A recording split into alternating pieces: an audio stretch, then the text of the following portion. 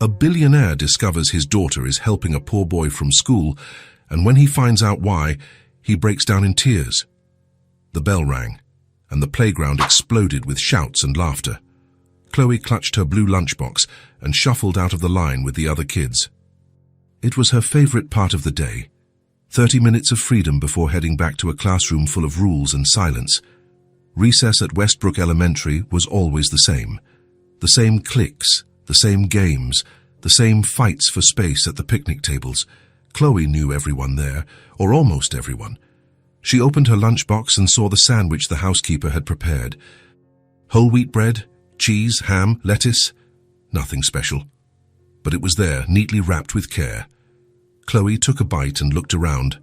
That's when she saw him, a boy sitting alone near the wall, far from everyone else. He had messy, dark hair and clothes that seemed a bit too big for him. He was sitting with his knees pulled up to his chest, staring at the ground. And he had nothing in his hands. No lunchbox, no snack, nothing. Chloe frowned. She had seen that boy before, but had never paid much attention.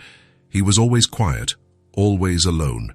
Even the teachers didn't seem to notice him. She looked at her own sandwich. Then she looked back at the boy. Something tightened in her chest.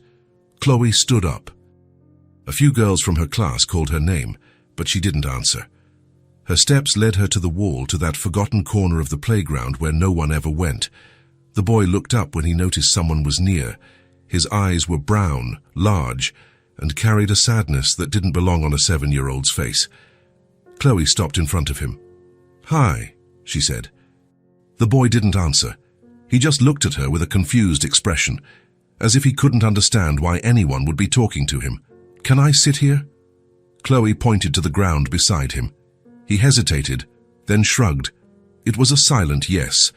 Chloe sat down, crossing her legs and placing the lunchbox on her lap. The boy went back to staring at the ground. She noticed he was wringing his hands, nervous. "Are you new here?" Chloe asked, trying to start a conversation. "No," he replied quietly. "I've been here since last year." "Oh." Chloe was surprised. How had she never noticed him before? "I'm Chloe." "Noah," he murmured. An awkward silence hung between them. Chloe opened her lunchbox again and glanced at her half-eaten sandwich. Noah quickly looked away, but not before Chloe saw him staring at the food. His stomach rumbled. It was quiet, but she heard it. Noah turned red and hugged his knees tighter, as if he wanted to disappear. Chloe didn't think twice. She took her sandwich and broke it in half. She held one piece and offered the other to Noah. "Here," she said. Noah's eyes widened. "What?" "Take it. I'm not going to eat it all anyway." "You don't have to. I know I don't have to. But I want to share." Noah looked at the piece of sandwich in Chloe's hand. You could see the struggle inside him, pride versus hunger. Hunger won. He took the sandwich slowly, as if afraid Chloe might change her mind. "Thanks," he whispered. "You're welcome." They ate in silence for a while. Chloe chewed slowly, but Noah devoured his half in 3 bites. She pretended not to notice. "Why are you always alone?" Chloe asked after a moment. Noah shrugged. "Nobody wants to hang out with me. Why not?" He didn't answer right away. He fidgeted with the laces of his worn-out sneakers and took a deep breath. When he finally spoke, his voice was so low Chloe had to lean in to hear. "My mom lost her job." Chloe blinked. She didn't really understand what that meant, how losing a job affected having friends or not having a lunch. But she understood the sadness in Noah's voice, and that was enough. "I'm sorry," she said, not knowing what else to say. Noah shook his head. She didn't do anything wrong, but they said she did. Now no one wants to hire her. Tears started to well up in his eyes, but he held them back. Chloe felt her heart ache again. "You can eat with me," she said suddenly. "Every day, if you want." Noah turned his head toward her, surprised. "Really? Really? I have a sandwich every day. We can share." For the first time, something changed in Noah's face. It wasn't quite a smile. It was too small for that. But it was something, a flicker of hope, a sense of relief. "My thanks, Chloe," he said, and this time his voice was a little stronger. Chloe smiled back. It was a shy smile, but a genuine one. "We're friends now, right?" Noah blinked, as if no one had ever used that word with him before. "We are." "Yeah. Friends share things." The bell rang again, signaling the end of recess. The kids started running back inside the school, yelling and pushing. Chloe stood up and packed her empty lunchbox. "Come on," she said, holding out her hand to Noah. He looked at her hand, hesitant. Then, slowly, he took it. Chloe pulled him up, and they walked back to class together. No one noticed, no teacher, no other kid. But for Chloe and Noah, something had changed. For the first time in a long time, Noah wasn't alone. And Chloe discovered that helping someone made her chest feel warm inside. A good feeling she couldn't explain, but wanted to feel again. When they reached the classroom door, Noah looked at her one more time. "See you tomorrow?" he asked, almost afraid of the answer. "Now see you tomorrow," Chloe confirmed. And for the first time in weeks, Noah gave a real smile. That day, during the noisy recess at Westbrook Elementary, in a forgotten corner near the wall, a friendship was born that would change everything. Chloe didn't know it yet, but that simple gesture, sharing a sandwich with a lonely boy, would be the first step in a chain of events that would reveal hidden truths, right injustices, and show that sometimes the biggest changes start with the smallest acts of kindness. But in that moment, all that mattered was that two children's hearts had connected. And that was more than enough. The next morning, Chloe woke up before her alarm went off. She ran down the stairs, still in her pajamas, and entered the kitchen where the housekeeper, Martha, was making breakfast. "Good morning, dear," Martha said, turning around with a spatula in her hand. "What's with all the energy so early?" "Martha, I need a favor." Chloe climbed onto the stool by the counter.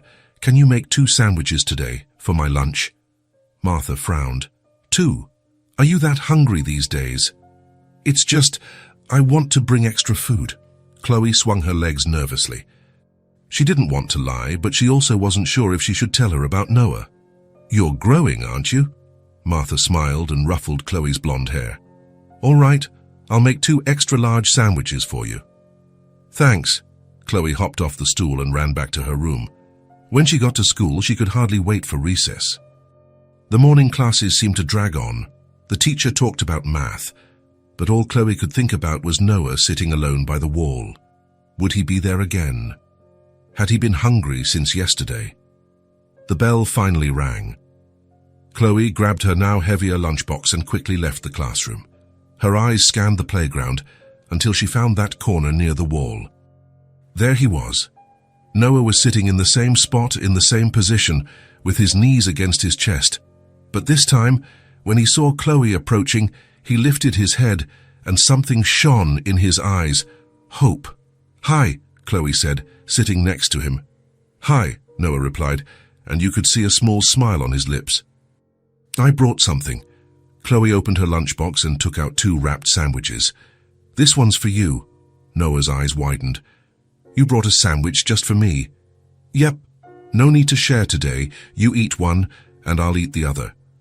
For a moment, Noah was quiet. His eyes were shining in a strange way, like he was about to cry. But he took a deep breath and took the sandwich. "Thank you, Chloe," he said, and his voice was filled with something Chloe couldn't name.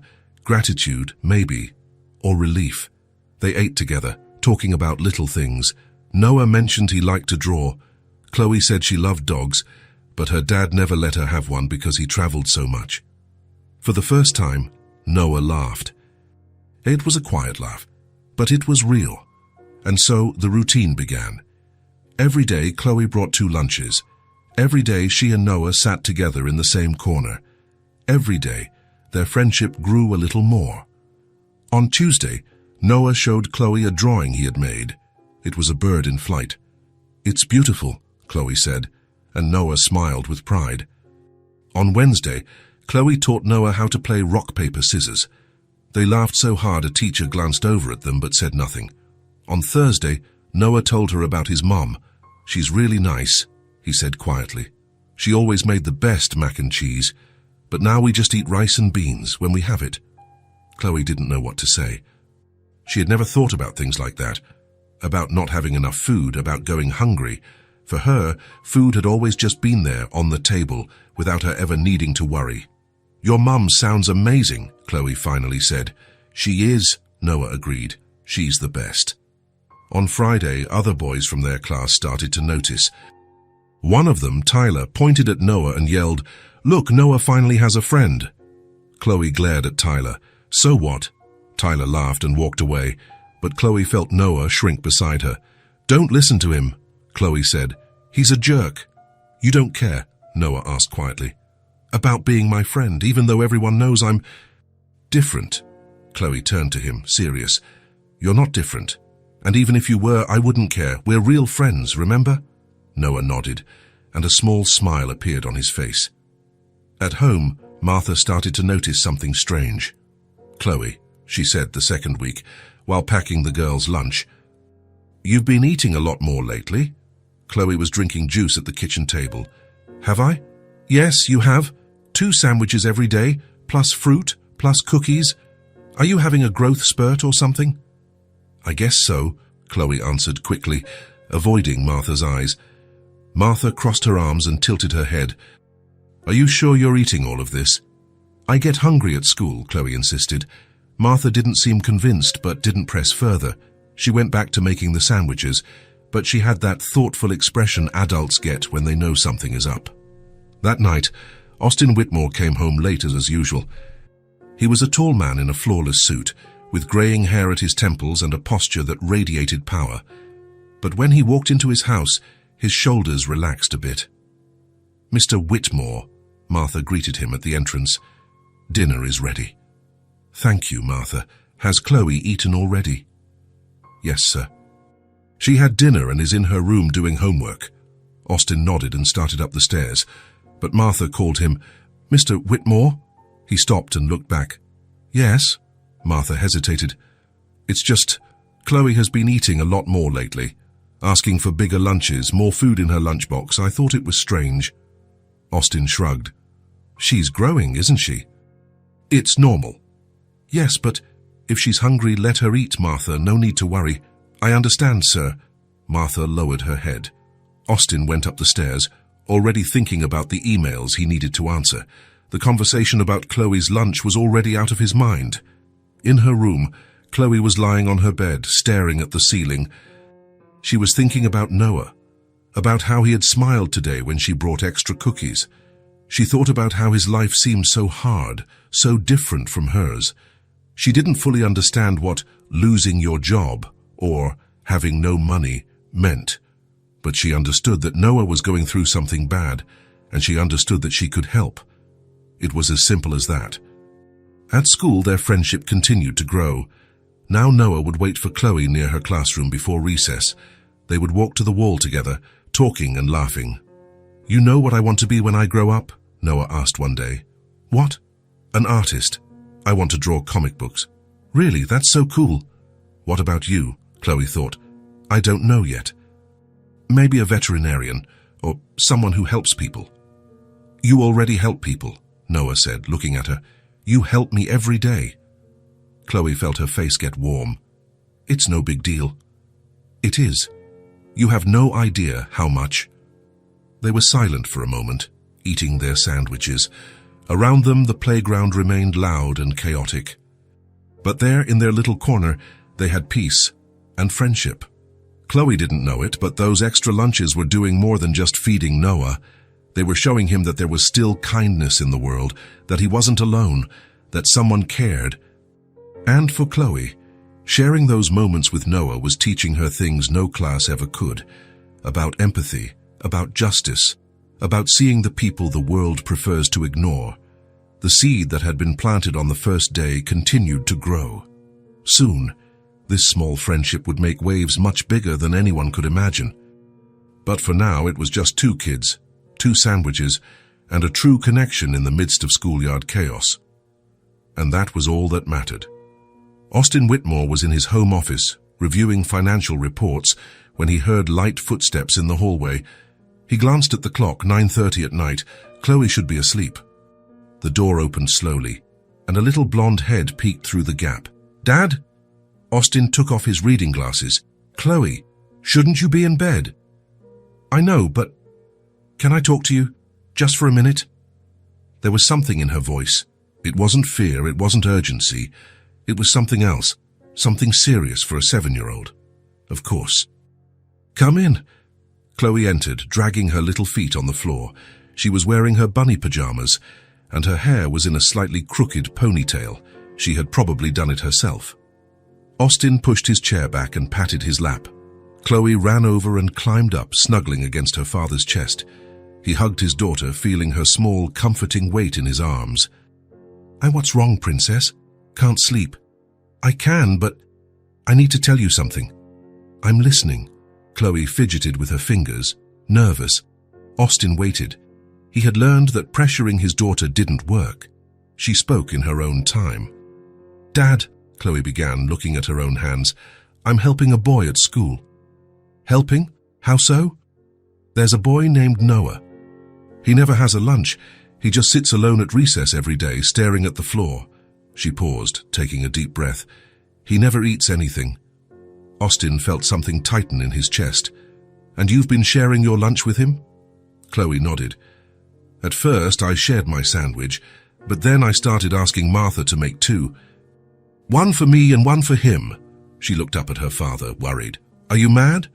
"Mad?" Austin blinked, surprised. "Why would I be mad?" "Because I asked for more food without telling you, and because... I don't know. Sometimes grown-ups get mad about things I don't understand." Austin felt his heart ache again. He hugged his daughter tighter. "No, Chloe. I'm not mad, not at all. Really. In fact..." He hesitated, feeling emotion rise in his throat. "I'm very proud of you." Chloe relaxed against his chest. "He's really nice, Dad. We talk about everything. He draws really well, but he always seems sad. Why doesn't he have a lunch, Chloe?" "Do you know?" It was then that Chloe spoke the words that would change everything. "His mom lost her job." Austin froze. For some reason, those words hit him like a punch, maybe because they were said with such innocence, such simplicity, as if it were just a fact, not a tragedy. "Lost her job," he repeated quietly. "Yeah." "Noah said they accused her of something she didn't do. Now she can't find work anywhere." Chloe looked at her father with those clear blue eyes, full of childish concern. "Is that fair, Dad? To accuse someone of something they didn't do?" Austin felt a lump in his throat. How could he explain the world's injustices to a 7-year-old? How could he say that, yes, unfortunately, this happened every day? "No, Princess. It's not fair." "I didn't think so." Chloe rested her head on his shoulder. "That's why I bring Noah lunch. He needs to eat, right? Everyone needs to eat." Austin closed his eyes for a moment. His 7-year-old daughter had more compassion in her little finger than many adults he knew. She saw a hungry child and simply acted. No judgment, no complicated questions, just kindness. "You're doing the right thing, Chloe," he said, his voice a little hoarse. "You're being a true friend." He said, "I'm his only friend." That broke Austin's heart. A child with no friends, hungry, carrying the weight of an injustice he didn't even fully understand. "So, Dad," Chloe lifted her head, "can you help his mum? You have a big company. Maybe she could work there." Austin took a deep breath. Part of him wanted to say yes immediately, but the other part, the calculating, business part, hesitated. He didn't know this woman. He didn't know the full story. He couldn't just offer a job without investigating. But as he looked into his daughter's hopeful eyes, that calculating voice grew quieter. "I want to meet this friend of yours," Austin said finally. Chloe's eyes lit up. "Really? Really? How about I pick you up from school tomorrow? You can introduce me to Noah." "For real, you'll come, but you're always busy."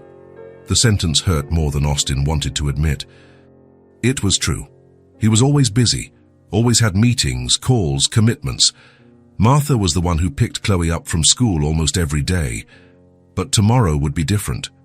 "Tomorrow, I'll be there," he promised. "You can count on me." Chloe threw her arms around his neck. "Thank you, Dad. Noah's going to be so happy." Austin hugged his daughter, his heart filled with a mix of pride and sadness. pride in her kindness, sadness for the reality that this kindness revealed. How many children went hungry every day? How many families suffered from unjust accusations? How many stories like Noah's existed, invisible to those who didn't want to see? He had built an empire but had closed his eyes to the human cost, to the people who fell through the cracks of the system, to the lives that were destroyed by mistakes or, even worse, by deliberate injustices. "Dad," Chloe's voice brought him back. "Are you okay?" Austin cleared his throat and smiled, pushing away the heavy thoughts. "I'm fine, Princess. I was just thinking about how special you are. I'm just being his friend. And that's exactly what makes it special." He kissed the top of her head. "Now, come on, you need to sleep." "Can I sleep here with you? Just for tonight?" Austin glanced at the pile of reports on his desk. He had work to do all night. But as he looked at his daughter, he decided that work could wait. "You can." He stood up with Chloe in his arms and walked to her room. He tucked her into bed and pulled the covers up to her chin. Chloe was already closing her eyes, exhausted. "Dad," she murmured, already half asleep. "Yes. Do you think one day everyone will have enough food?" Austin felt a tightness in his chest. "I hope so, Princess. I hope so too." In minutes, she was asleep, breathing softly, a peaceful expression on her face. Austin stood there for a long moment, watching his daughter, 7 years old, and she already understood things many adults ignored. She was already making a difference in the world, however small. He left the room silently and went back to his office, but he didn't touch the reports. Instead, he sat in his chair, thinking. Tomorrow, he would meet Noah, and maybe, just maybe, he would find a way to do more than just be proud of his daughter. Maybe it was time to act. Austin left the office early that afternoon. His secretary was surprised. "Mr. Whitmore, but the meeting with the investors—" "Reschedule it," he said, grabbing his coat. "I have an important appointment." And he did. He had promised Chloe. The car pulled up in front of Westbrook Elementary at 3:15. Austin got out and stood by the gate, watching the stream of children pouring out. Parents and nannies waited, chatting among themselves. He felt a bit out of place. Usually it was Martha who did this. Then he saw her. Chloe came running out the door, her backpack bouncing on her back. When she saw her father, her face lit up in a way that made Austin's heart ache. "Dad!" "You came." "I promised, didn't I?" Chloe threw her arms around his waist. "Wait here, I'll go get Noah." She ran back into the school before Austin could reply. He stood there, hands in his pockets, waiting. A few minutes later, Chloe returned, and this time she wasn't alone. Beside her was a small, thin boy, wearing clothes that looked a size too big. Messy dark hair, worn-out sneakers, a backpack torn at one corner. But what caught Austin's attention most were the boy's eyes. Large, brown eyes that held a seriousness that didn't belong to a child. "Dad, this is Noah," Chloe said, all excited. Noah stopped a few feet away, looking at Austin with a mix of shyness and nervousness. Austin noticed the boy was gripping his backpack straps tightly. Austin crouched down to be at their level. "Hi, Noah. It's a pleasure to meet you. Chloe talks a lot about you." "Hi, sir," Noah replied quietly, barely able to meet his eyes. "You don't have to call me sir, you can call me Austin." Noah nodded but was still tense. "Chloe told me you two are friends," Austin continued, trying to make the boy more comfortable. "She said you're a very good artist." Noah's eyes lit up a little. "I like to draw." "Oh yeah? What kind of things do you draw?" "Animals, heroes, stuff like that." "He's really good, Dad," Chloe interrupted. "You should see his drawings." Austin smiled. But beneath the smile, he was observing the oversized clothes, the worn-out shoes, the boy's thinness. Everything confirmed what Chloe had told him. "Noah," Austin said gently, "Chloe told me you're going through a tough time." The boy looked down. "Yeah." "She said your mom lost her job." Noah bit his lip. For a moment, Austin thought he wouldn't answer. But then the boy spoke, his voice even quieter than before. "My mom lost her job. They accused her of stealing." He looked up, and tears were forming in his eyes. But she never did it. She would never steal anything. She always taught me that stealing is wrong. Austin felt something heavy settle in his chest. I believe you, Noah. No one does. Everyone thinks she did it, but I know she didn't. I know my mom. The boy's voice was trembling now. Chloe took his hand, offering silent support. Austin took a deep breath. He needed to know. Noah, where did your mom work? At a grocery store. Which one? Noah wiped his nose on his sleeve. Red Market. The world stopped. Austin felt the blood freeze in his veins. He felt the air leave his lungs. He felt everything around him blur for a second. Red Market, his company, his chain of grocery stores, the empire he had built from scratch. Red Market, he repeated, and his own voice sounded strange, distant. Yeah, she worked as a cashier there. She really liked working there. She always came home telling stories about the customers. Noah didn't notice the change in Austin. He continued, innocently. But one day she came home crying. They said she stole money, but she didn't. I know she didn't. Austin slowly stood up. He staggered a bit, took a few steps back. Dad? Chloe looked at him, confused. Are you okay? He couldn't answer. His mind was spinning, processing, connecting the pieces. Red Market was his. This woman had been accused of theft in one of his stores, had been fired, had lost everything, and he knew nothing about it. Mr. Austin, Noah called, worried. Austin turned his back to the children. He didn't want them to see, but he couldn't hold it back. A tear rolled down his face.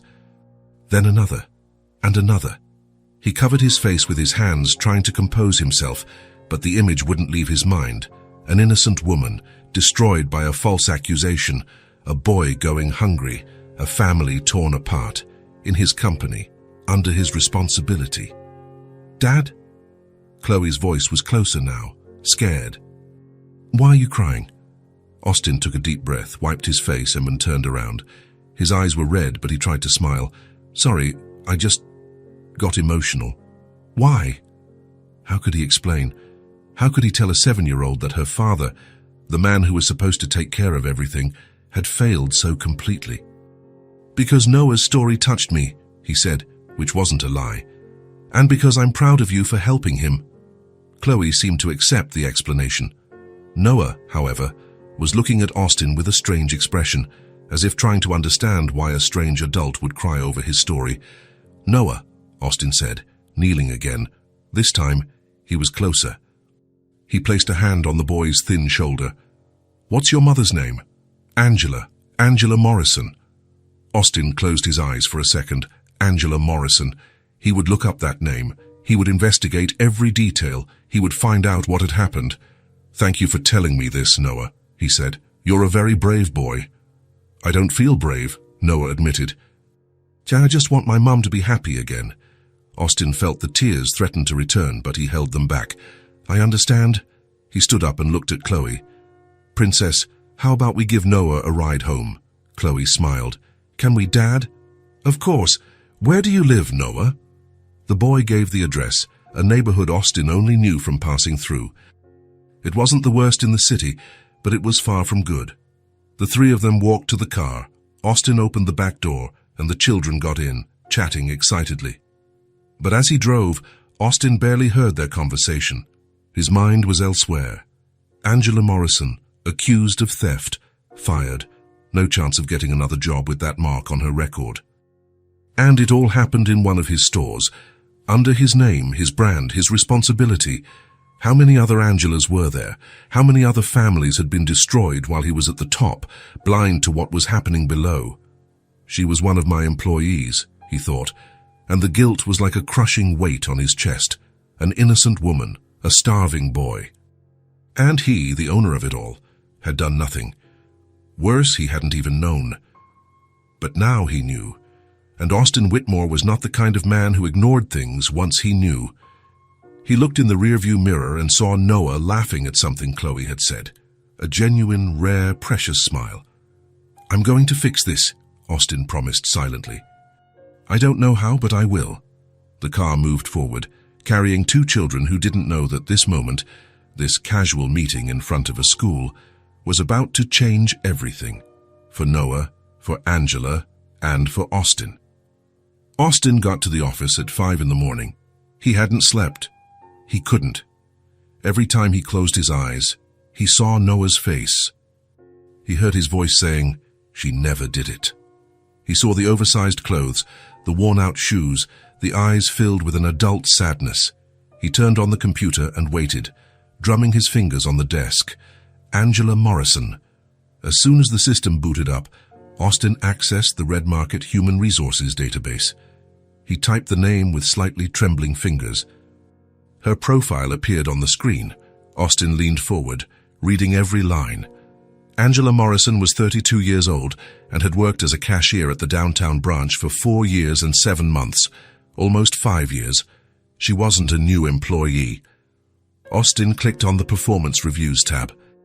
The first review said she was excellent, a punctual and polite employee with customers who had never had any issues with her register. The second repeated the praise, stating that Angela continued to be one of the best cashiers with 0 complaints. The third mentioned a promotion to head cashier due to her excellent service. Austin felt his stomach tighten. She wasn't just good, she was exemplary. He continued scrolling down the page. More praise, more positive reviews, Employee of the Month twice, a formal commendation from a customer who had written to thank her for her service. And then, suddenly, everything changed. The status showed a single, cold line, terminated for just cause. Reason: misappropriation of funds. Austin stopped breathing for a second. He clicked on the termination report. The document opened. It was short, cold, bureaucratic. It stated that employee Angela Morrison was caught with a cash shortage of $200 in her register.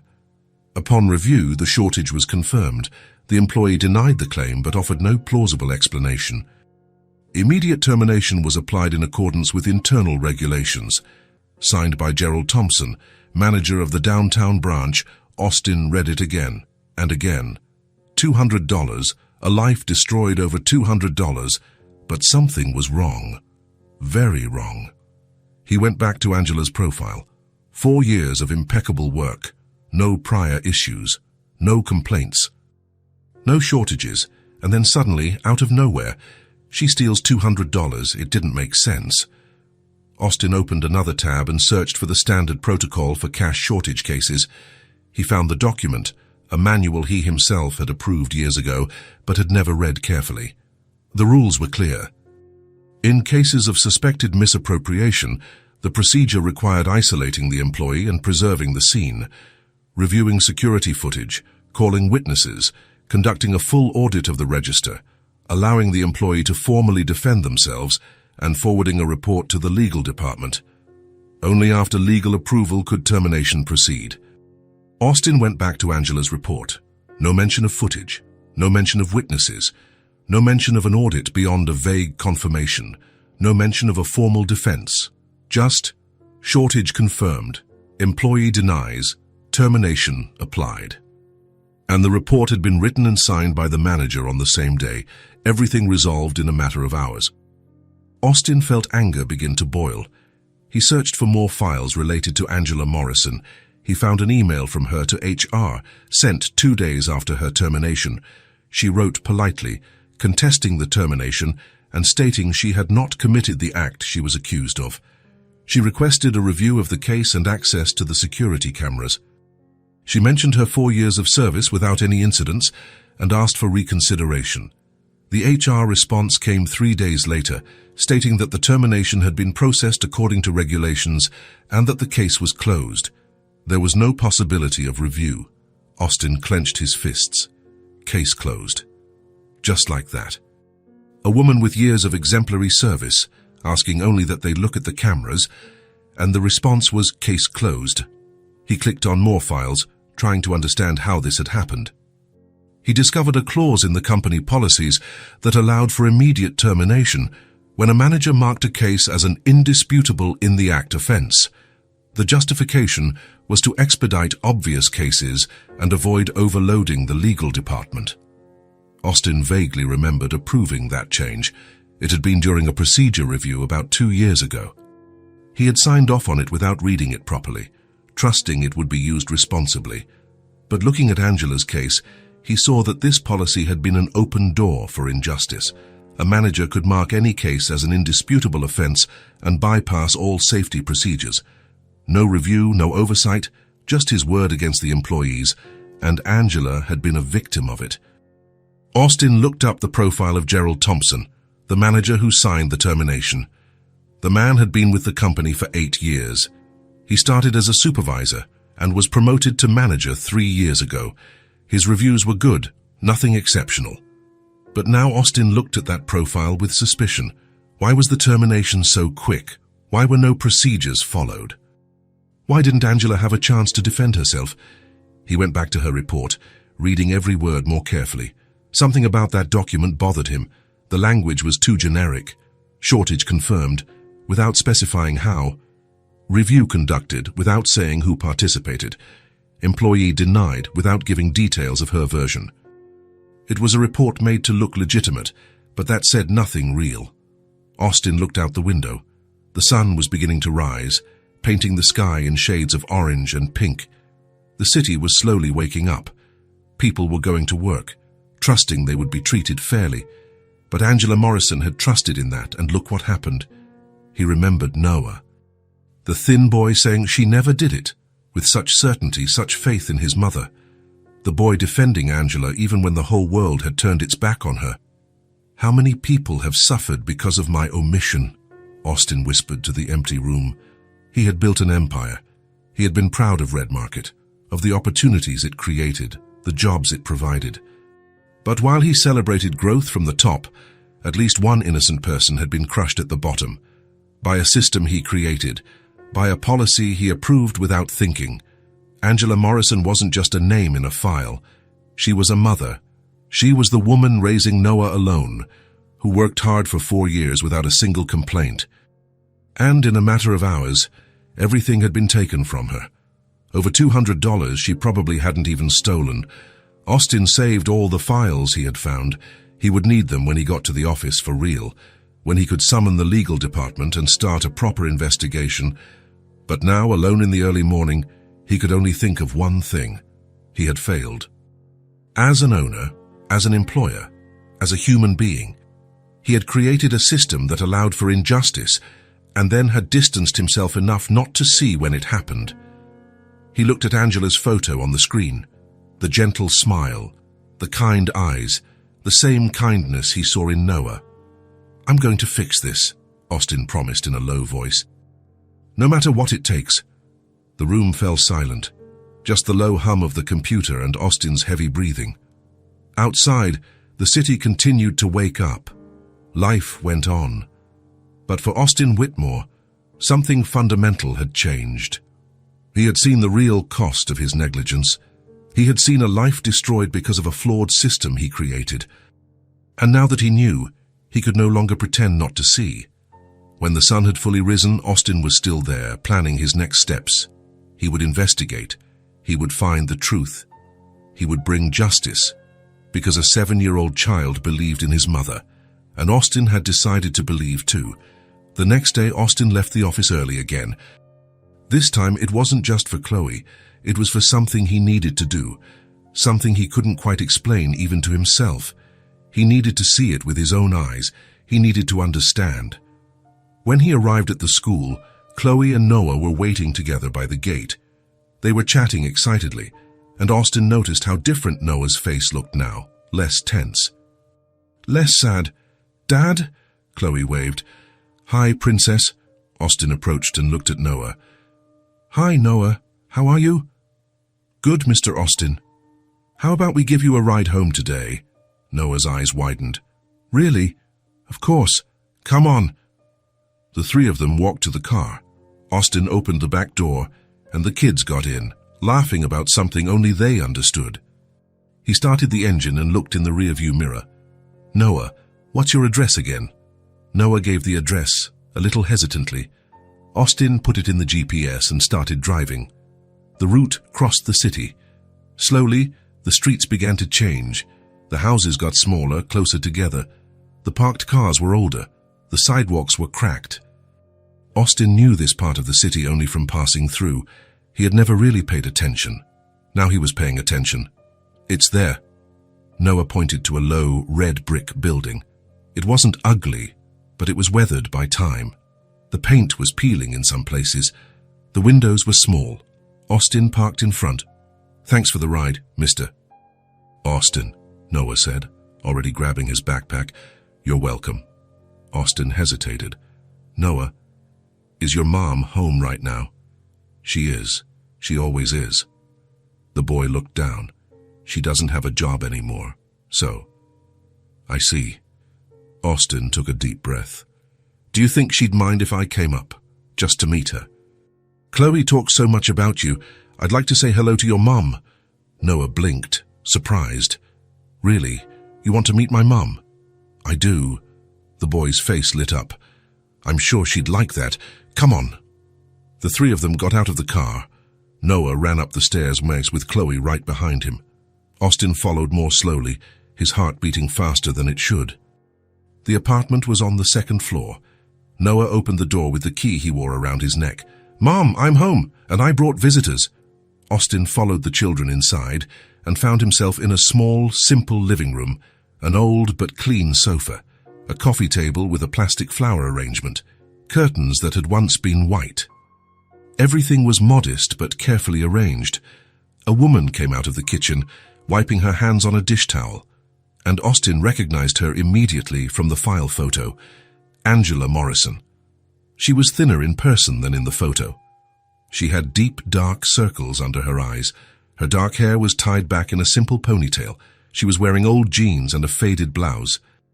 But there was something about her, a quiet dignity in the way she stood tall, the way she held her chin up. "Noah, who are—" She stopped when she saw Austin, clearly surprised. "Mom, this is Mr. Austin. He's Chloe's dad." "And this is Chloe," Noah continued, all excited. "The girl I told you about." Angela looked at Chloe, and her face softened. "Oh, Chloe." "Noah talks about you every day." Chloe smiled, a little shy. "Hi, Mrs. Morrison. Please call me Angela." She turned to Austin and extended her hand. "A pleasure to meet you, Mr. Austin Whitmore. The pleasure is mine." He shook her hand, feeling the guilt weigh on his chest. She didn't know who he was. She didn't know he was the owner of the company that had destroyed her life. "Sorry about the mess," Angela said, looking around the room. "If I had known we'd have visitors—" "Everything is perfect," Austin replied, and it was true. The home was humble, but it had the care of someone who mattered. "Can I offer you some coffee? Or water? Please don't trouble yourself." "It's no trouble."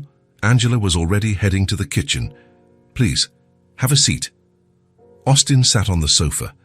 The children dropped their backpacks and went to Noah's room, already talking about some drawing. Angela returned with 2 cups of coffee. She handed one to Austin and sat in the armchair across from him. "So," she began, holding her own cup, "you're Chloe's father." "I am."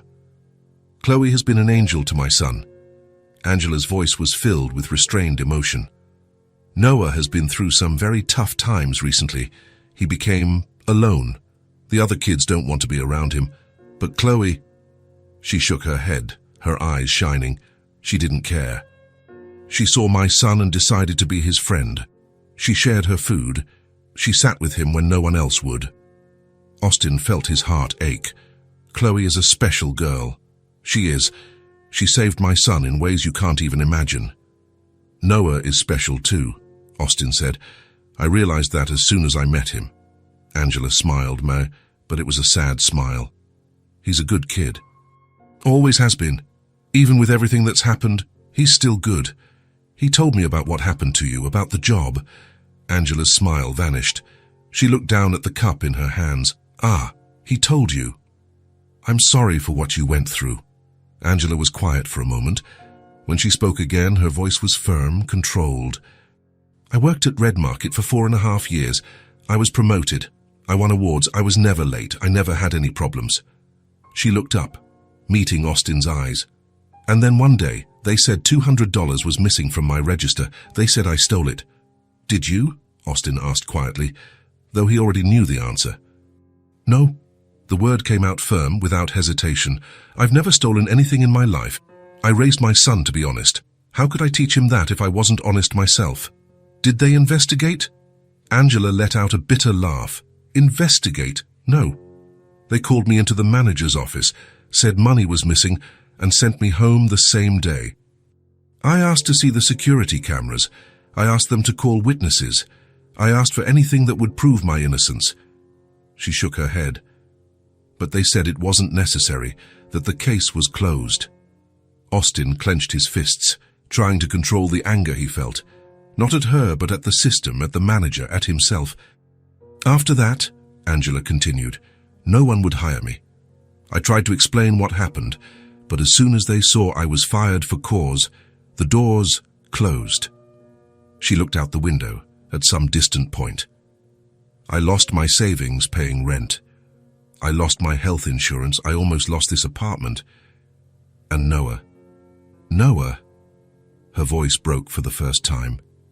"He saw everything. He saw his mother crying. He saw the fridge go empty. He saw his friends pull away because their parents thought I was a thief." She quickly wiped her eyes. "But he never doubted me. Not for a second. He always said, 'Mom, I know you didn't do it.'" Austin had to look away.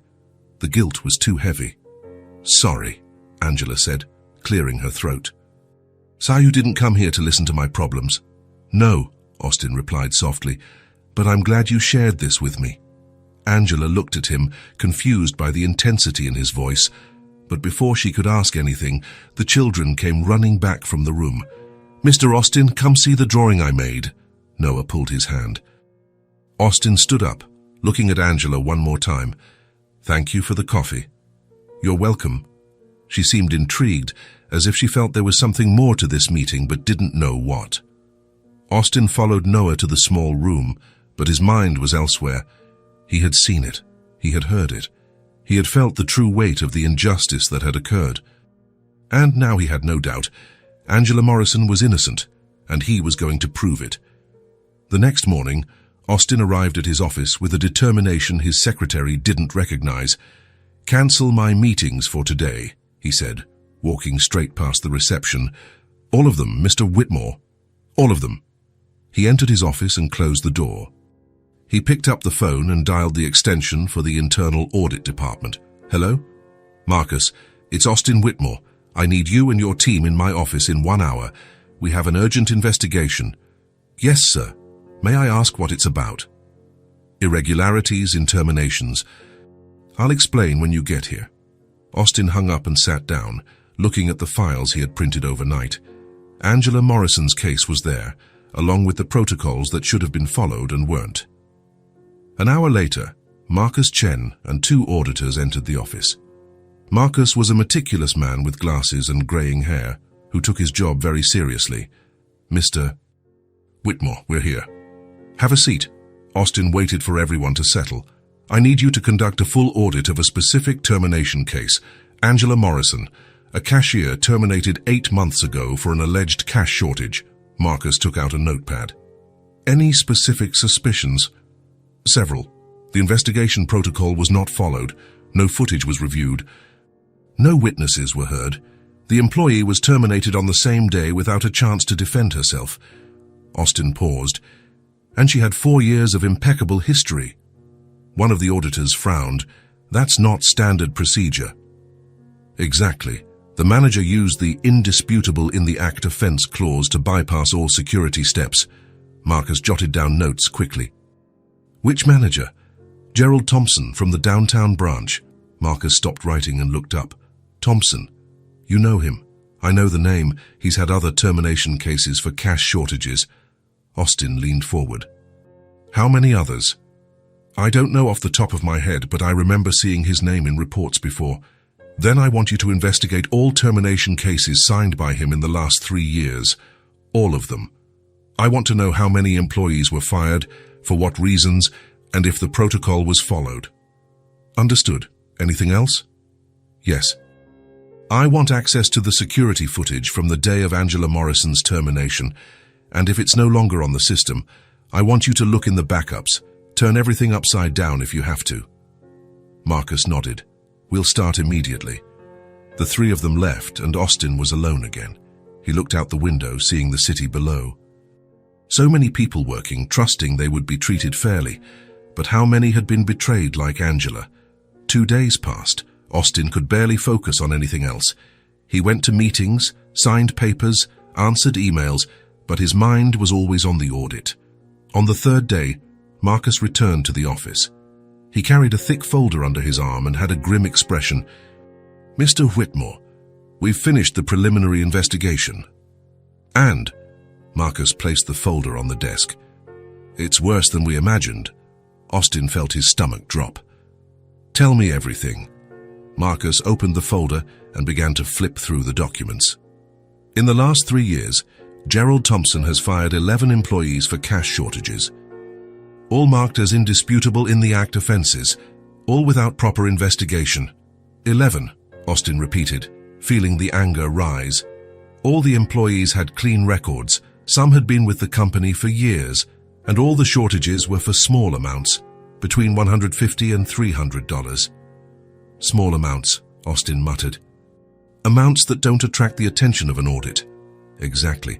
These are amounts that are easily lost in the daily accounting of a supermarket. No one would investigate deeply. Austin clenched his fists. And the footage. We managed to recover some from the backups. And we found something interesting. Marcus took a flash drive from his pocket and inserted it into Austin's computer. "May I?" Austin signaled for him to continue. Marcus opened a video. The image showed the inside of the Red Market store, specifically the checkout area. The date in the corner of the screen was from 8 months ago, the day of Angela's termination.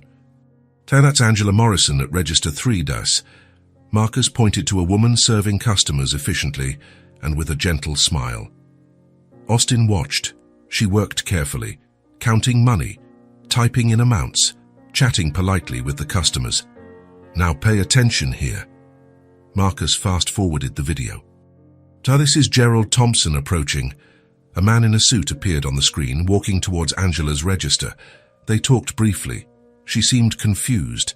He pointed to something off camera. Angela looked where he pointed, distracted for a second. And in that second, while she was looking the other way, Gerald Thompson put his hand in the cash drawer. "Wait!" Austin stood up. He put his hand in the drawer. "Yes, watch again." Marcus rewinded the video and played it in slow motion. It was clear.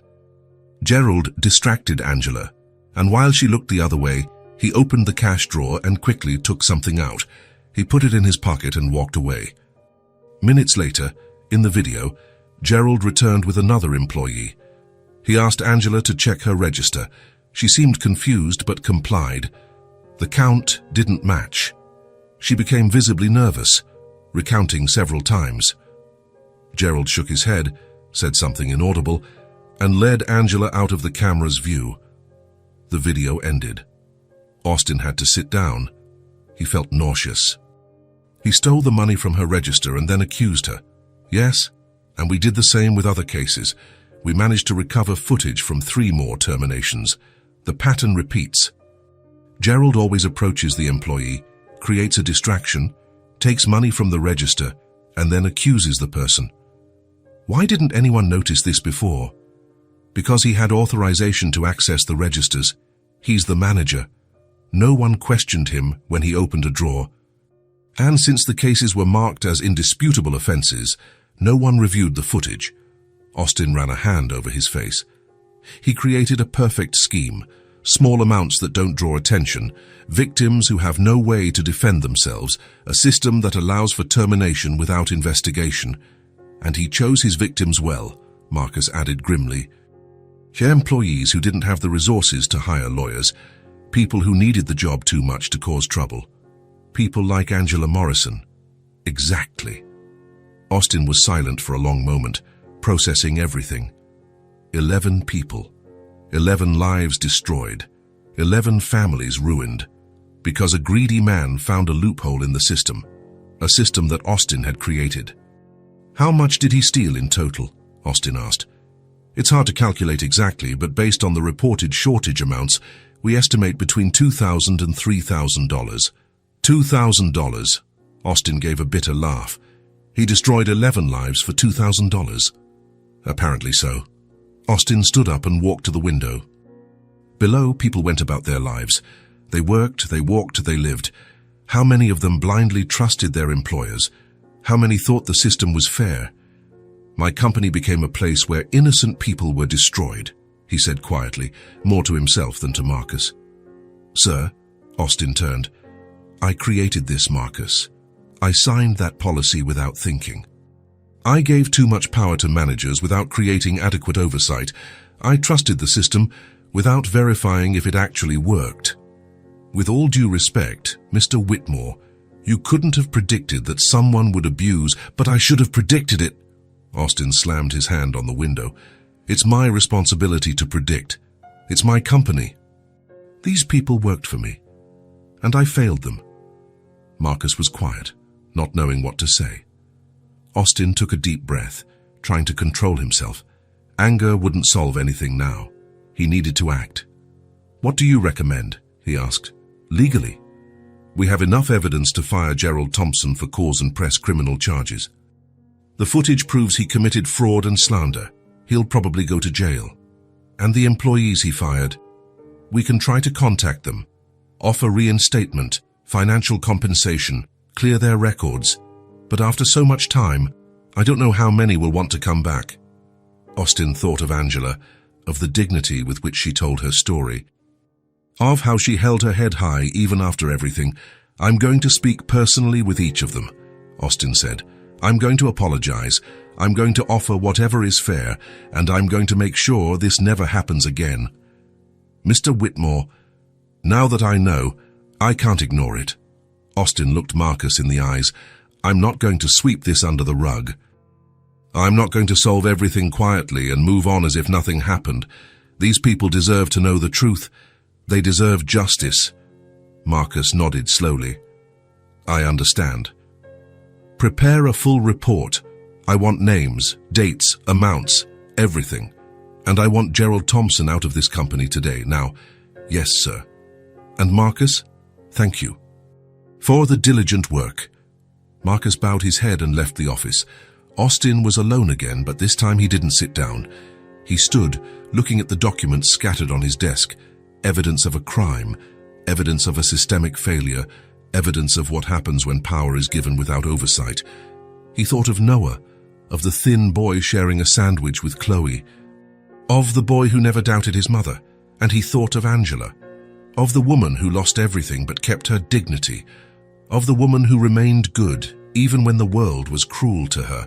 I'm going to fix this, Austin promised aloud. I'm going to do what I should have done from the beginning.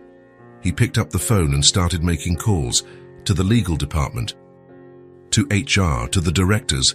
The wheel had started to turn, and Austin Whitmore wasn't going to stop until justice was served. Austin parked in front of the red brick building. His hands were shaking on the steering wheel. He had rehearsed what he was going to say the entire way, but now that he was here, the words felt inadequate. How do you apologize for destroying someone's life? He took a deep breath and got out of the car. He walked up the stairs to the second floor, each step feeling as heavy as lead. He stopped in front of the apartment door and, for a moment, just stood there. Then he knocked. Footsteps on the other side. The door opened. Angela Morrison stood there, with the same kind look as before. When she saw Austin, she smiled in surprise. Mr. Austin, what a surprise! Noah isn't here. He went to... I know. He's at school with Chloe. Austin hesitated. Actually, I came to talk to you. May I come in? Angela noticed something different in his tone, something serious. Of course. Come in. She led him to the small living room. Austin sat on the same sofa as before, but this time he didn't accept coffee. He couldn't drink anything with the lump he felt in his throat. Angela sat in the armchair, her hands in her lap, waiting. Austin looked at her, at the woman who had lost everything because of a flawed system, because of his negligence. Angela, he began, and his voice came out quieter than he intended. I need to tell you something. Something important. Is everything okay? No, it's not. He paused, choosing his words carefully. When I was here a few days ago, You told me your story, about what happened at your job, about the termination. Angela tensed. Yes, you said you worked at Red Market. I did. Austin closed his eyes for a second. Angela, my full name is Austin Whitmore. I'm the owner of Red Market. The silence that followed was deafening. Angela was completely still, processing the words. Her eyes slowly widened. You're the owner? Yes, you're my ex-boss. I am. Angela stood up abruptly, taking a few steps back.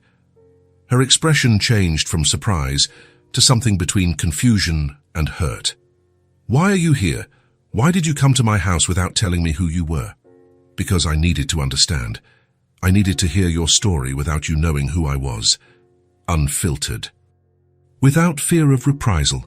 And now you came to tell me it was all my fault? That I deserved to lose everything? No.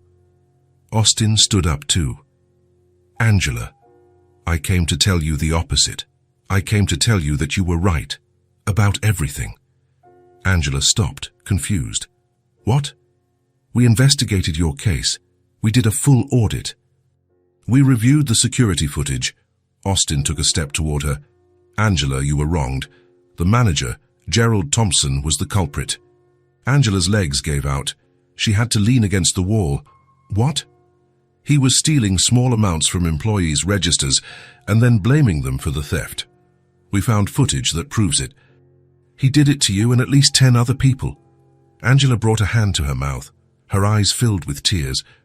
You're saying I was right, that I didn't do anything. You did nothing wrong.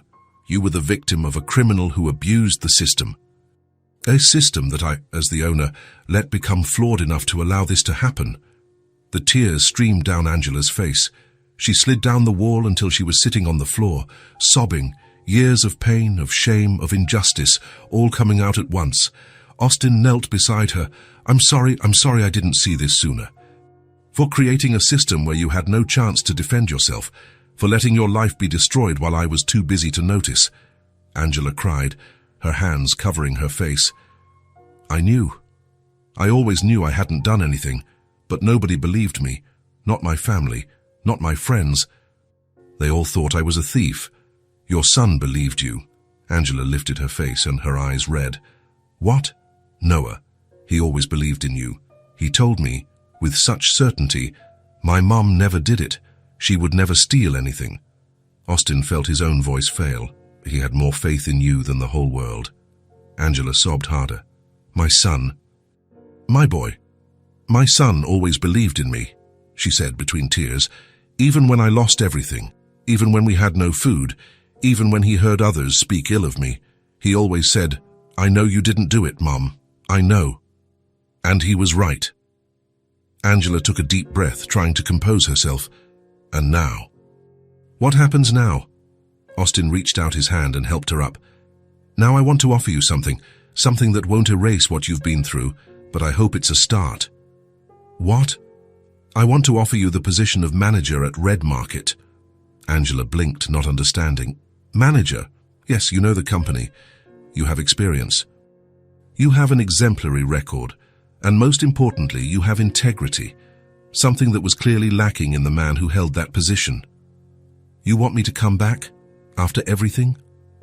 I do, but I understand if you don't want to. I understand if you can't even look at that place again. Angela was quiet for a long moment. She looked out the window at some distant point. Austin waited, respecting her time. When she finally spoke, her voice was different, firmer, stronger. I accept. You accept? Angela turned to him, and there was something new in her eyes. It wasn't just sadness or relief. It was determination. I spent 8 months trying to prove to the world that I wasn't a thief. 8 months fighting to get interviews, to explain, to defend my name, and now the world will finally know the truth. She lifted her chin. My son always believed in me. Now the world will too. Austin felt proud of this woman. After everything she had been through, she still had dignity. She still had strength. When can you start? Tomorrow. The next morning, Austin arrived at the downtown branch of Red Market before it opened. The employees were getting ready for the day. organizing aisles and registers. When they saw the owner walk in, everyone stopped. A tense silence filled the store. "Good morning, everyone," Austin said, his voice echoing through the space. "I'd like to introduce someone." Angela walked through the door. She was wearing a simple but professional outfit, black pants and a white blouse. Her hair was tied back elegantly. She walked with her head held high. The employees recognized her immediately. Whispers began. "It's Angela, the one who got fired. What is she doing here?" Austin raised his hand, asking for silence. "I want everyone to listen carefully. Angela Morrison worked here for 4.5 years. She was fired on an accusation of theft. But after a full investigation, we discovered that she was innocent. The real culprit was Gerald Thompson, who was embezzling money and blaming innocent employees." The silence was now absolute. Everyone looked between Angela and Austin, processing the information. Angela was wronged by this company, by a flawed system that I, as the owner, allowed to exist. And now I'm here to correct that. Austin looked at Angela, who remained calm beside him. "Starting today, Angela Morrison is the new manager of this branch." Some people's eyes widened. Others were dumbfounded. An older employee, who used to work at the register next to Angela's, was the first to move. She walked up to Angela with tears in her eyes. "Angela, I'm so sorry. We should have believed you." Angela took her hand. "It's okay, Carol." "No, it's not. We turned our backs on you. But now you know the truth. That's what matters." Slowly, other employees approached, some to apologize, others just to welcome her back. The atmosphere in the store shifted from tension to something lighter. A young man approached, extending his hand. "Welcome back, Manager Morrison." Angela shook his hand, smiling for the first time. "Thank you." Austin watched from a distance. He saw how Angela handled each person with grace and dignity. He saw how, slowly, the initial surprise was giving way to respect. She was going to be a great manager. He was sure of it. That afternoon at Westbrook Elementary, the recess bell rang. Chloe grabbed her lunchbox and ran out. She found Noah waiting for her by the door, as always, but there was something different about him. His eyes were shining in a special way. He was smiling from ear to ear. "Hi," she said, excited. "Hi, Chloe." Noah was practically bouncing with excitement. They walked together to their corner by the wall, their spot. But before they even sat down, Noah couldn't hold it in. "Chloe, you're not going to believe what happened." "What?" "Your dad helped my mom." Chloe blinked, confused. "How?" "Yesterday he came to our house again, and he told us something amazing."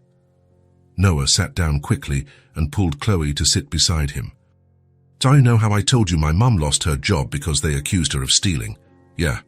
"Well, she didn't steal anything. It was the manager who stole and blamed her, and your dad found out. He saw the security cameras and everything." Chloe's eyes widened. "Really? Really? And you know what else? Your dad offered my mum a new job. And not just any job, Chloe. She's going to be a manager." "A manager?" "Yes, my mum cried so much when he told her, but they were happy tears, you know." Noah held Chloe's hands, still in disbelief. "My mum started work this morning. She woke up early, put on a nice outfit, and she was so happy." "Chloe, I haven't seen my mum smile like that in a long time." Chloe felt her own eyes fill with tears. "Noah, that's so great." "It is, and she made me lunch today. Look." Noah picked up the lunchbox beside him. It was old and a bit dented, but it was there. He opened it carefully, showing the contents as if it were a treasure. A real ham and cheese sandwich. "And she packed an apple and cookies too." Chloe clapped her hands. "Your dad is the best in the world." "He is," Noah agreed, and then his expression grew more serious. "Chloe, it was all because of you. Because of me. If you hadn't shared your lunch with me that day, if you hadn't been my friend, your dad would have never met me. And he would have never found out about my mum." Noah looked at her with gratitude in his eyes. "You saved us." "I just wanted to be your friend," Chloe said, turning red. And because of that, everything changed. They were silent for a moment, the weight of those words hanging between them. Then Chloe opened her lunchbox. She had 2 sandwiches, as always. "Do I still want to share?" she asked. Noah looked at his own sandwich and then at Chloe. He smiled. "We have food at home now, but I like sitting with you." "I like sitting with you too." The 2 of them started eating, talking about everything that had happened. Noah recounted every detail of the previous night, how his mom had cried and laughed at the same time, how she had hugged him tightly and said everything was going to be okay. "You know what my mom said?" Noah said between bites. "What?" She said, "Noah, your little friend and her generosity changed our lives, and she's right." Chloe shook her head. "It was my dad who really helped, but it was you who made him meet us. It was you who saw that I was alone and decided to sit with me." Noah smiled. "You're the best friend anyone could have, Chloe." "You're the best friend too, Noah. Forever. Forever." They linked their pinkies and made the promise, laughing. Around them, the playground remained loud and chaotic. Boys ran, girls played, teachers supervised, but there, in their corner, there was peace and happiness. The friendship that had started with a shared sandwich continued, not because Noah needed it anymore, but because it was real, because they chose to be together. At that moment, a few miles away, Angela was in the manager's office at Red Market, organizing her new desk. She looked through the glass window and saw the employees working. Some watched her with curiosity, others with growing respect. She was back, not as a victim, but as a leader. She picked up her phone and sent a message to Noah. "First day is going well. I love you, my son." And elsewhere in the city, Austin Whitmore was in his office, signing off on changes to company policies, new rules for employee protection, new investigation procedures, new oversight systems, changes that should have been made a long time ago. He thought of Noah and Chloe, sharing lunches and friendship. He thought about how a 7-year-old had seen something that he, with all his experience and power, had failed to see. That everyone deserves kindness, that everyone deserves justice, and that sometimes the biggest changes start with the smallest gestures, a shared sandwich, an offered friendship, a small voice saying, "My mom never did it." Austin smiled. The world wasn't perfect. There was still much to fix, but today at least one injustice had been corrected. And tomorrow he would continue working to correct others, because now he knew the truth. It wasn't enough to build empires. You had to take care of the people inside them. And it all started with his daughter, a 7-year-old girl with blonde hair and clear eyes who saw someone alone and decided to make a difference. Sometimes, Austin thought, children understand the world better than adults, and he was grateful to have learned that lesson. Austin waited at the school gate, watching the children come out. He had done this a few times in the past weeks, and each time he felt less strange, less out of place. He was beginning to understand why this moment was important. Chloe appeared, running, her backpack bouncing on her back. When she saw her father, her face lit up. "Dad, you came again." "I did, Princess." Austin opened his arms, and she threw herself into them. "Where's Noah?" "He went with his mum today. She managed to leave work early." "Oh, that's great."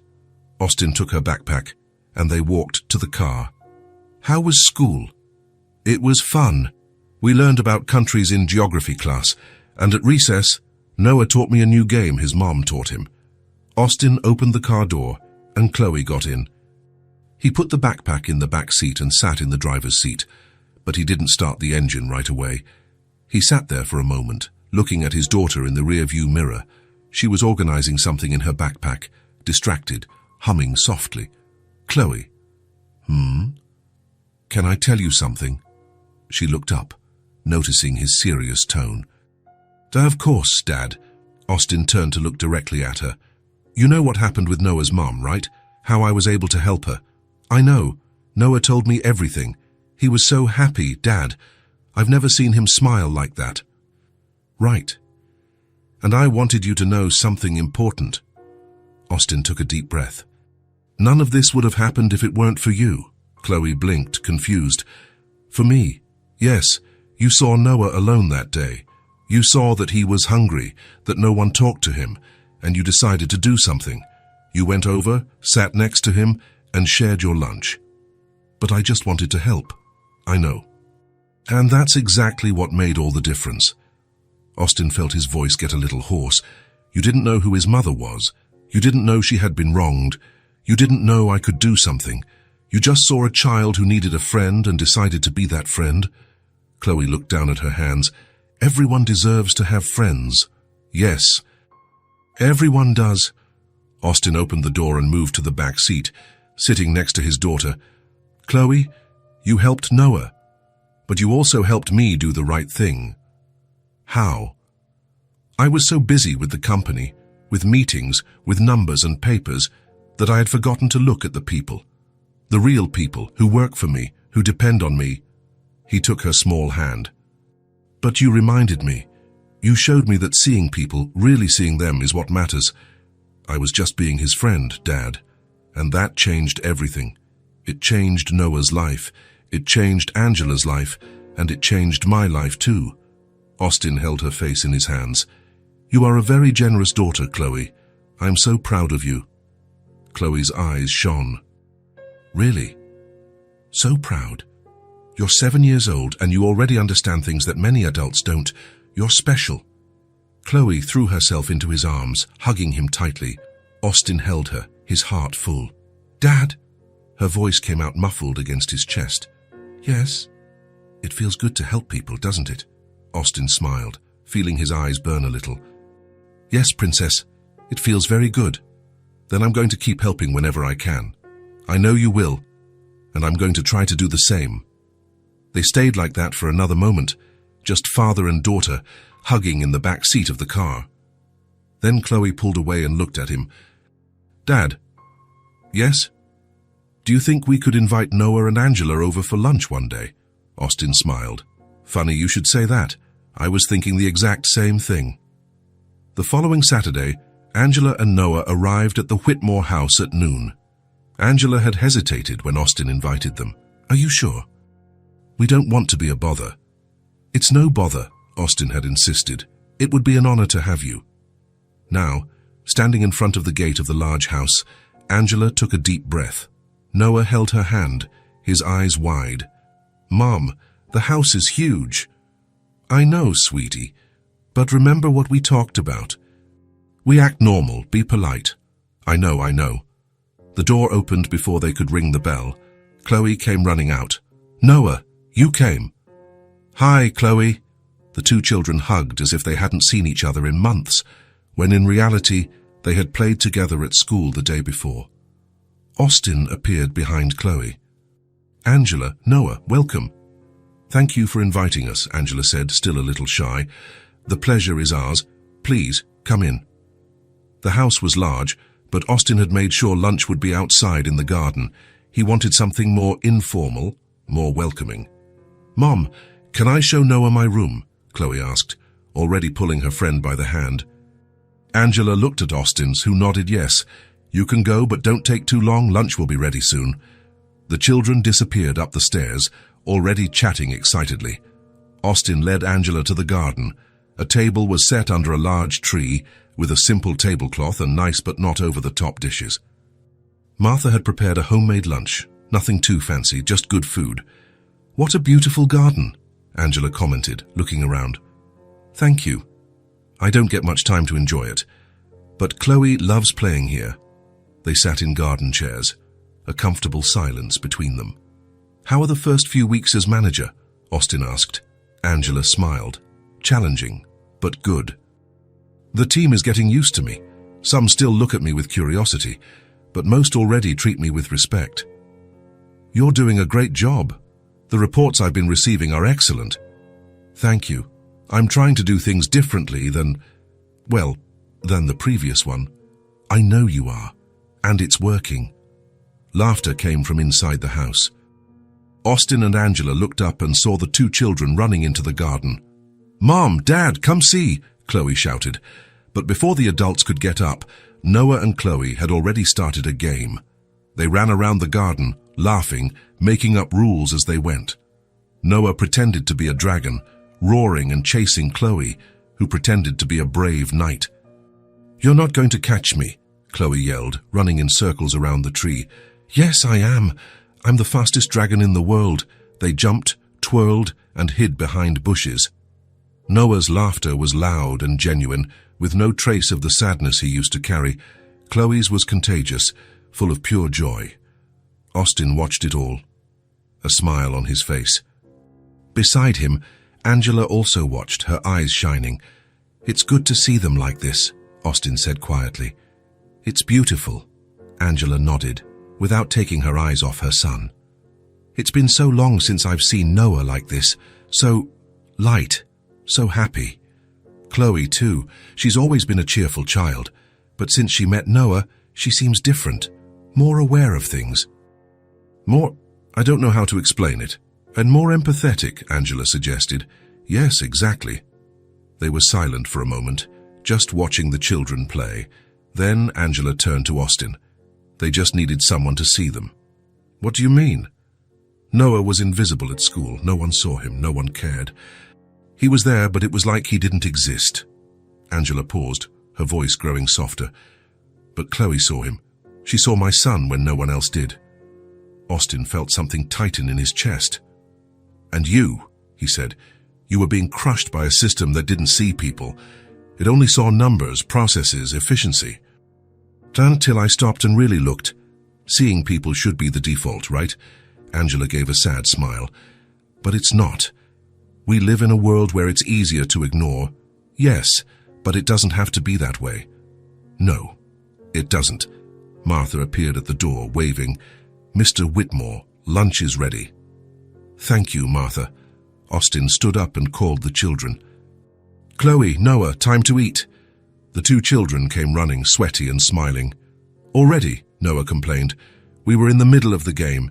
You can continue later, Angela said, ruffling his hair. Everyone sat at the table. Martha had prepared lasagna, salad, and garlic bread. Nothing fancy, just comforting homemade food. This is delicious, Angela said after the first bite. Martha is a great cook, Austin agreed. The children ate excitedly, talking about the game they had invented and what they would do after lunch. Can I show Chloe my drawings, Mom? Noah asked. You can, but only if she wants to see them. I do, Chloe said immediately. Noah draws so well, Dad. You should see. Maybe you can show me too after lunch, Austin suggested. Noah blushed with pride. Really? Really? The conversation flowed naturally, sometimes about serious things, like Angela's work and the changes at Red Market.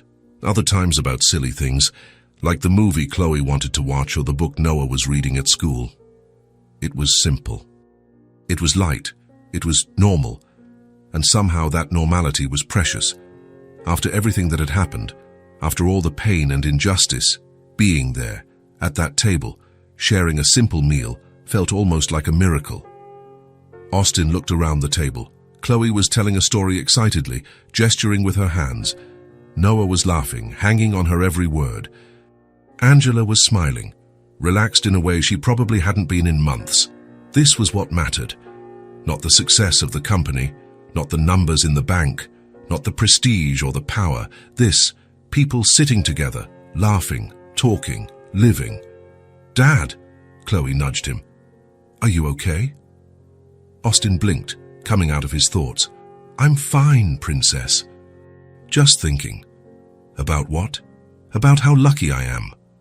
Lucky why? For having you as a daughter, for being here, in this moment, with you all. Chloe smiled and went back to eating.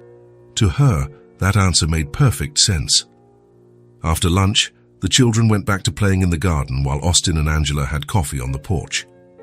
Thank you for today, Angela said. It was special. For me, too. It's nice to have the house full of laughter. Do you and Chloe live alone? Yes, Chloe's mother left us when she was a baby. Since then, it's just been the two of us. And Martha, of course. It must be hard, raising a child alone. It is, but Chloe makes things easier. She's an amazing girl. Austin paused. Just like Noah. Thank you, he's my whole world. They were silent, watching the children. Noah had found a ball, and the two were trying to play soccer, although neither of them really knew the rules. "You know," Austin said after a while, "all of this has made me think a lot about priorities, about what really matters. And what did you discover? That I had put the company above everything else, above Chloe, above the people who work for me, above my own humanity." He looked at Angela. "But now I understand. Success means nothing if you don't take care of the people around you. That's an important lesson, and it was you and Noah who taught it to me. Or rather, it was Chloe who showed you to me, made me see." Angela smiled. "Children are wise in a way we forget when we grow up. They really are." The sun was beginning to set on the horizon, painting the sky in shades of orange and pink. The children were still playing, tireless, enjoying every second. Austin looked at the scene and knew he would never forget it. That day, that moment, that feeling of peace. Justice had been served. Angela had her job back, in an even better position. Noah had food on the table and his mother happy again. Chloe had a true friend, and Austin had learned a lesson no business course could ever teach. It was a new beginning for everyone, a new chapter. And this time, Austin was determined not to lose sight of what really mattered. "Thank you," he said suddenly. Angela looked at him, surprised. "For what?" "For giving me a second chance, for accepting to come back, for being here today. You gave us a second chance too. You could have ignored everything, but you didn't." "I couldn't, not after meeting Noah. Not after seeing what had happened." "Then I guess we're even," Austin smiled. "I guess so." The children ran up to them, breathless and happy. "Mom, can we come back another day?" Noah asked. Angela looked at Austin, who nodded immediately. "Of course you can. Whenever you want." And so, as the sun set and laughter filled the garden, 4 people discovered that sometimes, from the worst situations, the best things can be born. Friendship, justice, a new beginning, and the certainty that when you truly see people, everything can change. If this story touched your heart, subscribe to the channel and turn on notifications so you don't miss the next ones. Leave a like because it helps this story get recommended to more people. See you in the next story.